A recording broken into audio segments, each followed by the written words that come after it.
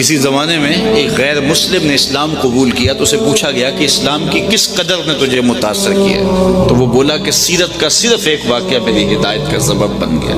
کیا ہوا؟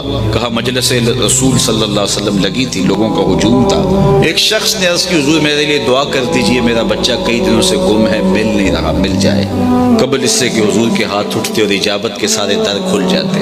ایک شخص مجلس میں موجود تھا، کھڑا ہو گیا، حضور میں ابھی فلاں باغ کے قریب سے گزر کے آیا ہوں اور میں اس کے بچے کو جانتا ہوں، وہاں میں نے بچوں کے ساتھ کھیلتے ہوئے دیکھا۔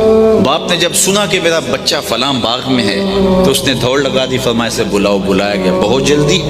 جی حضور آپ جانتے ہیں ایک باپ کے جذبات کیا ہوتے ہیں؟ کہا اچھی طرح آگاہ ہوں، لیکن تمہیں بلایا ہے تو بلانے کا بھی ایک مقصد تھا۔ جی حضور ارشاد فرمائیے۔ فرمایا جب باغ جاؤ بچوں کے ساتھ اپنے بچے کو کھیلتا ہوا دیکھ لو تو بیٹا بیٹا کہہ کے آوازیں نہ دینے لگ جانا، جو نام رکھا ہے اس نام سے پکارنا۔ عرض کی حضور میرا بیٹا ہے، اگر میں بیٹا کہہ کے پکاروں گا تو حرج بھی کیا ہے؟ فرمایا تم کئی دنوں سے بچھڑے ہو، تمہارے لہجے میں بلا کا رس ہوگا اور تم نہیں جانتے، ہو سکتا ہے کھیلنے والوں میں کوئی یتیم بھی کھیل رہا ہو، اور جب تم اپنے بیٹے کو بیٹا کہہ کے پکارو گے، اتنا میٹھا لہجہ ہوگا تو اس کے دل پہ چوٹ لگے گی، کاش آج میرا باپ ہوتا تو مجھے بھی بیٹا کہہ کے پکار۔ کہا یہ شوق گھر جا کے پورا کر دیتا، کوئی لاؤ تو صحیح کائنات میں ایسا۔ بیوہ کے سامنے اپنی بیوی سے پیار کرنے سے روکا گیا، یہ شریعت بیضا کا مزاج۔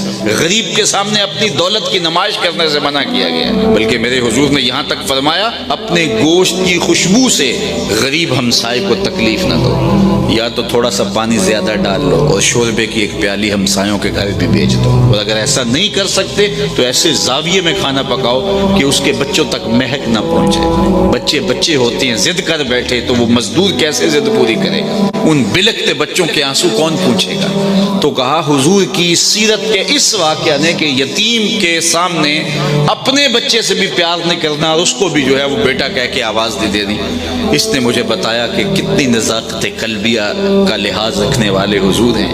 رب بھی قرآن میں کہتا ہے عزیز علیہ ما عنتم، تمہارا مشقت میں پڑنا نبی پہ گراں گزرتا ہے۔ اے امتی تیرے پاؤں میں کانٹا چبھے تو تکلیف مجھے